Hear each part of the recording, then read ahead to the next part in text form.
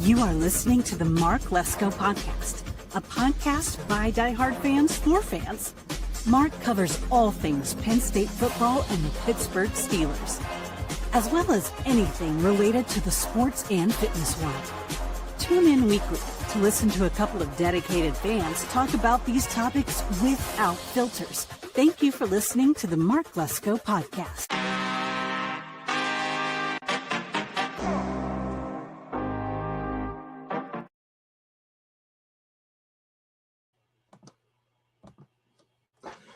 What's up, mateys? Welcome to the Mark Lesko Podcast. I'm your host, Jay Rudd, and this is Pirate Central. All right, guys. First pitch of the off season, truly, because I haven't titled it The Road to 2026, Guaranteed Uncertainty. There is no guarantee that this team will try to do anything to be competitive. There is nothing that would conclude that they are trying to be winners. They have never done that. It is all happenstance. That's the nature of this organization. If it happens, great. If it doesn't happen, also great.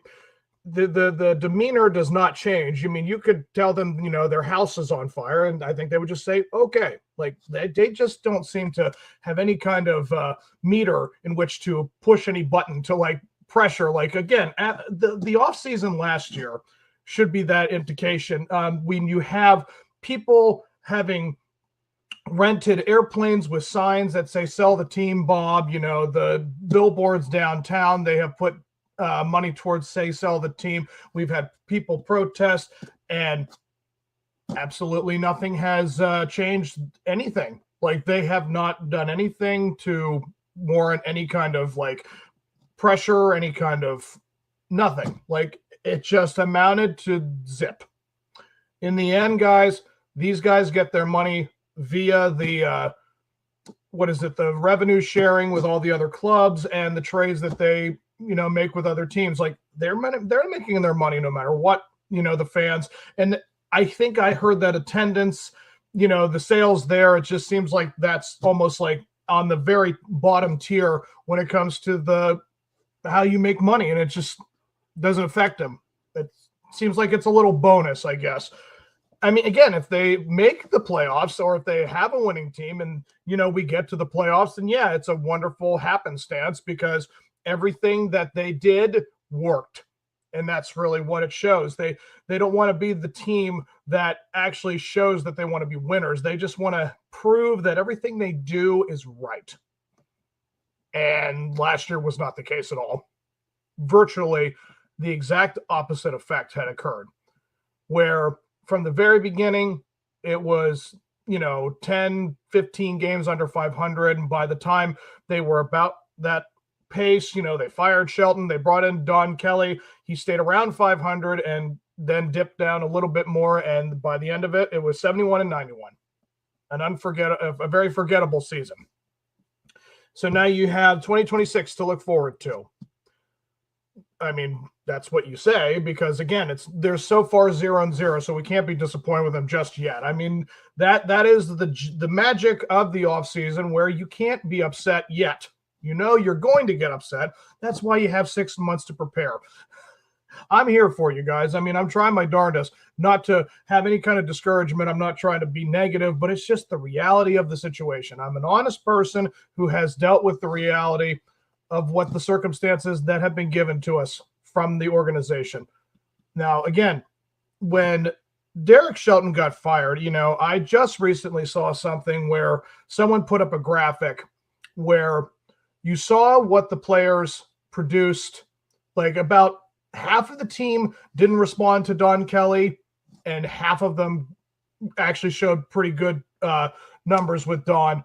I think, of course, guys like Nick and Spencer, they were the two bright, shining stars at the end of the season. They were the guys who had the batting averages you're supposed to have in the offseason or like during the season. But yeah, everybody else, Brian Reynolds did not respond to Don Kelly's management at all. Like, he kind of hovered around, what was it, 220, 230-ish. I mean, just completely below what he is. And O'Neal Cruz is probably the biggest culprit of what happened after Shelton got fired. I mean, they said that his batting average was like around 180, 200, what he ended up having at the end of the season, which what he hit. And I'm just like, that's nuts. For a guy who does not show any emotion like Shelton, who does not, I mean, again, I really don't care for guys who apparently like to hide, or people in general who like to hide their emotions behind closed doors. They don't want to show anything. And every time you just saw Derek Shelton, it was just always like this, like he just moved his mouth up and down. Like he never like had any kind of eyebrow raise. He never had wide eye. He just would just stand there and his whole upper face never moved. And he just answered questions. It just seemed like so robotic and just so lifeless. Like, I just don't understand how a guy can have a job in that kind of profession where it's like, you are going to be on camera. You are going to be in the public's eye. You would think that you would want to try to be a little camera ready, but no, the guy just seemed like he was so, I don't care about any of this. I don't care in general. Like, again, if you do that when the cameras are off, I'm sorry, but that just seems like that's a pretty, I don't know what to say about it, guys. I just don't like when people do that. It's just, it doesn't seem genuine. It doesn't seem right. Be who you are at all times. Like, that's just my attitude about it. No matter where you are at and what you are doing, be the same person. I don't care for the whole people that have the work me, party me, home me. Like, I just, no, be you everywhere you are. Like, I just don't understand. It just saves a lot of headaches with people when it comes to society. But I digress. But no, like with Don Kelly being the manager for this team now, you see so much different. I actually do see genuine emotion. I actually see a guy who can actually hold a conference, or he actually answers questions with a little bit of emotion. Like, he actually smiles a little bit. He actually shows a little bit of a different expression. It's never just the same thing every time. So it's nice that there's a little bit of a change in that. But does that transition into what will transpire for next year? Like, he's going to be our skipper next year. And these players that are coming in, I mean, again, having a new manager does not change the situation that is the Pittsburgh Pirates' ultimate situation. Like, I am not saying that he's a Band-Aid on cancer, but this is a cancer culture that this organization has allowed to grow, where all you expect is these players that are good to be traded, to be sent out, and the minor leaguers just like stay in the minor leagues until they're 30, and then they go elsewhere and they finally get a chance to be in the majors, or they just fizzle out. Like, this whole structure that has been built within this organization, I mean, what are you looking at? Truthfully, inside the minor league system, your hitting prospects go as far as probably Connor Griffin, I think it's Emmanuel Valdez. I think that's his first name. I know it's Valdez.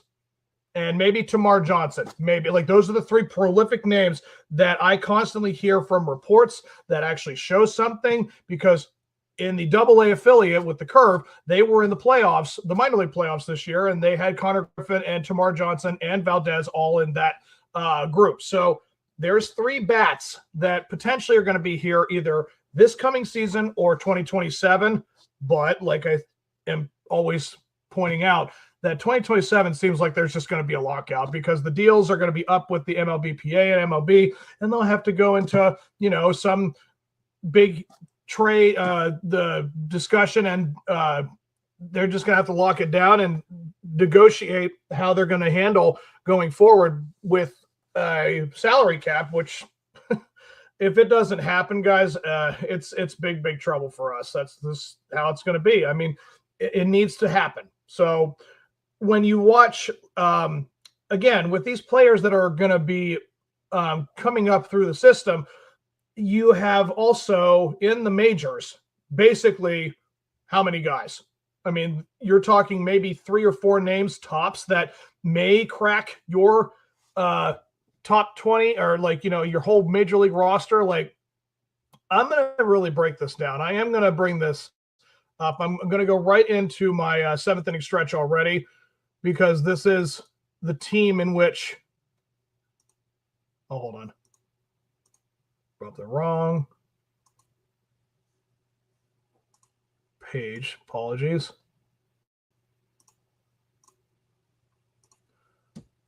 Yep, here we go. So, yeah, this is the 40-man roster at its current state. You have Braxton Ashcraft, Hunter Barco, Mike Burrows, Bubba Chandler, Michael Derricks Hicks, Thomas Harrington, Colin Holderman. Jared Jones will be back probably late May, early June at the latest for them. Mitch Keller could potentially be traded in this offseason. It's still early. Justin Lawrence, Jack Little, Isaac Matson, Karmajinsky, Dermaretta, Kyle Nicholas, Johan Oviedo, Johan Ramirez, Cam Sanders, Dennis Santana, Chase Shugart, Evan Sisk, and Paul Skeens. Yeah, I mean, the pitching, I mean, right there again, the whole legacy of Ben Sherrington basically is this whole list we just heard so far. There's a lot of really good pitchers. I very much appreciate what these guys bring to the table, but you also look at the things that certain guys lack. I mean, if we're looking at the guys that don't really have a lot yet proven, like Sisk is a guy, Sanders, I mean, I have not heard that name. Johan Ramirez, I mean, he had inconsistent stuff. Kyle Nicholas, I mean, he had really inconsistent stuff. Majinski was really good in the beginning, but didn't didn't solidify it. I mean, Isaac Matson, that was probably the story of last year. That was such a cool thing to know that a guy from Pennsylvania, never been really in the majors, never been in the minor leagues really, just found somewhere in Erie, then gets a tryout and gets it, and here he is. Like, and he just absolutely showed that he was meant to be a professional baseball pitcher. I mean, he was fantastic. Justin Lawrence came back. That was a good news. But yeah, you know, Colin Holderman, I mean, how is he still on this roster? I mean, he definitely did not have anything remotely resembling what he had 2 years ago when we got him. And yeah, it just seems like there's always going to be that thing where it's like, when is it going to derail? When the guys have so much talent, it's like, it seems like there's always either a setback or they completely fall apart. And that was the case with Holderman. So outside of him, yeah, like I named all the guys, like there's like 4 or 5 guys that it's like, I don't know if they are worthy of being on a team that's meant to try to be competitive. But that's the thing. Like, we're not trying to show that. We're just saying that we thought these guys were good and they're going to be fantastic. So it's unfortunate when you watch certain performances, especially from the pitchers, where it's like everyone else is great, but then there's that one guy that doesn't do the consistent thing. Then you get concerned and then you get discouraged. And that's really what it is. So, I mean, if we really break down what's coming next, I mean, Joey Bart, Henry Davis, Rafael Flores. I mean, Flores was not terrible, but he was not anything to be excited about.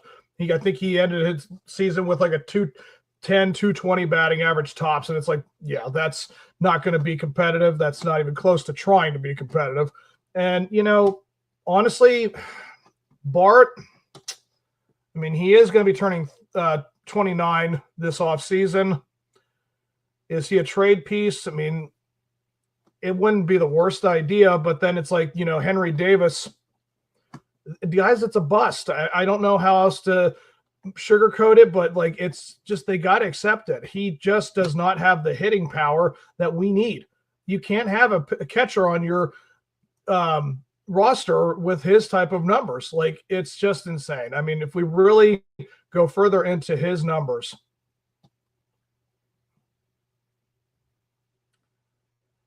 I mean, his career numbers are this. He has a career batting average of 181 after seeing, I mean, how many at-bats? 581. That is plenty of a sample size.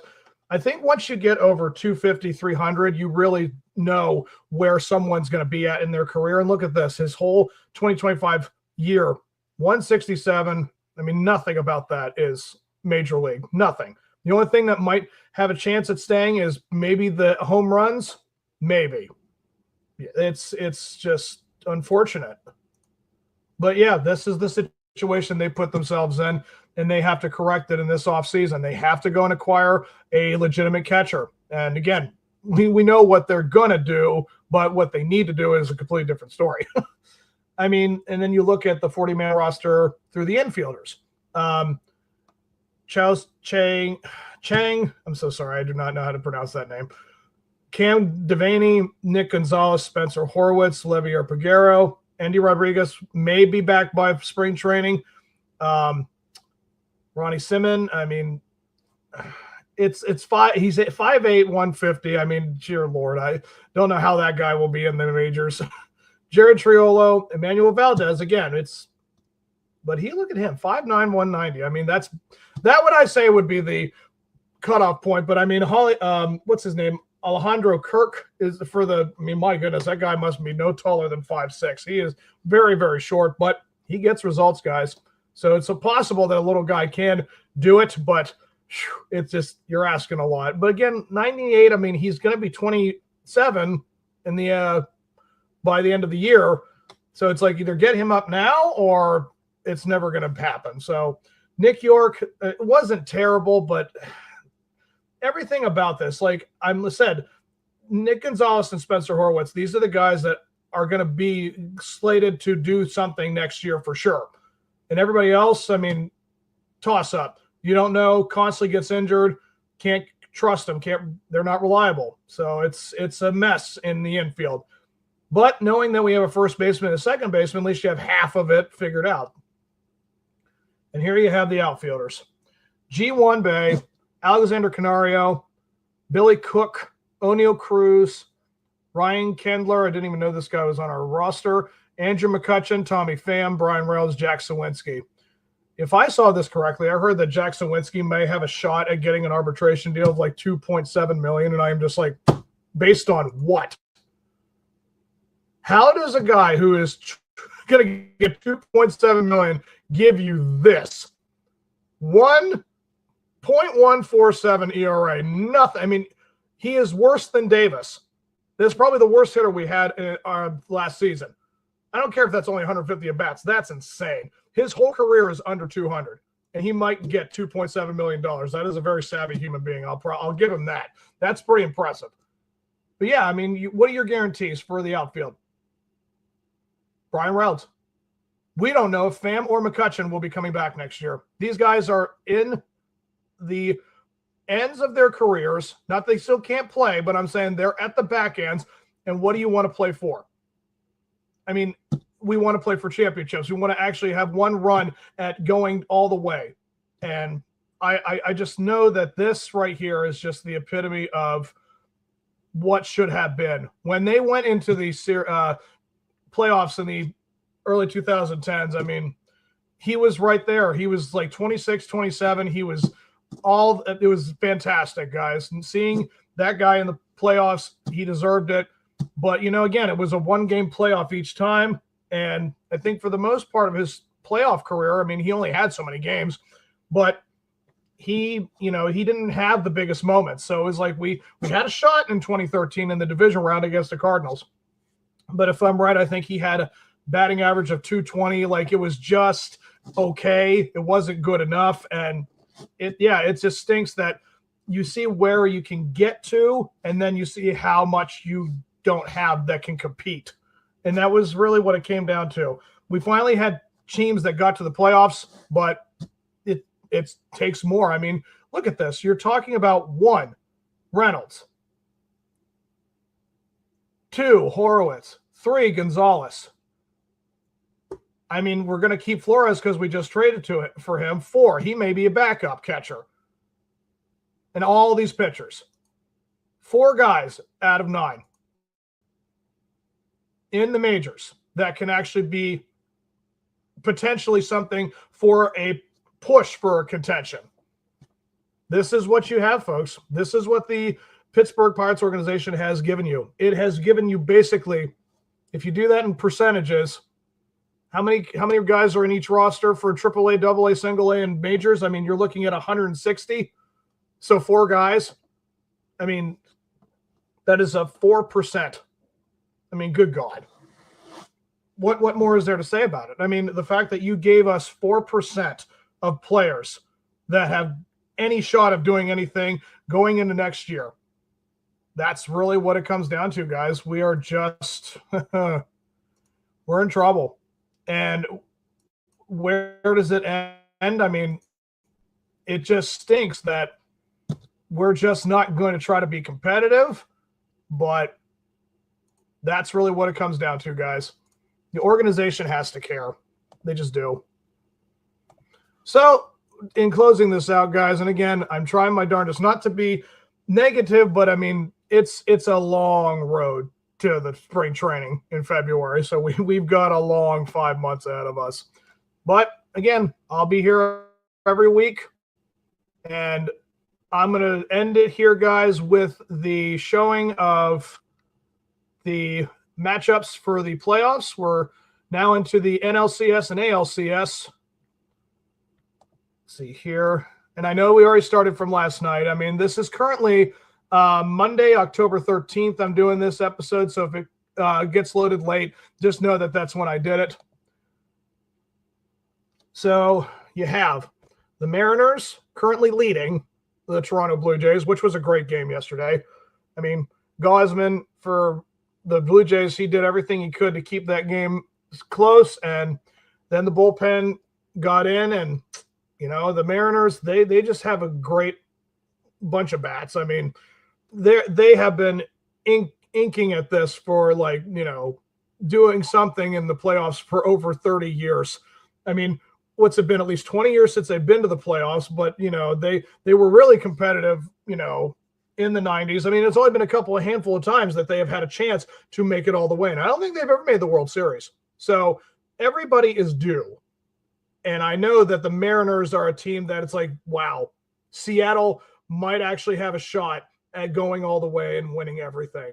That would be really cool to know, because, again, the Seahawks just won a Super Bowl 2014 or 13. It was something like in the early 2010s. And, yeah, that was really cool to know that Seattle had a championship team. And it's like, could they possibly see the baseball team do something? I know they've been in the MLB now for the, early 70s? Like, they've almost been around for 50, 55 years.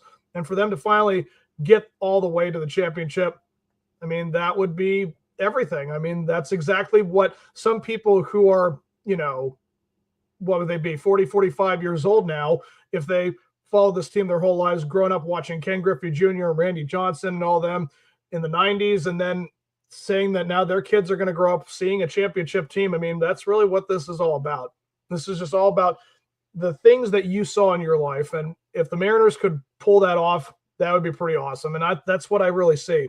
I do see that the Seattle Mariners will take this game to Game 6, and they will go to the World Series.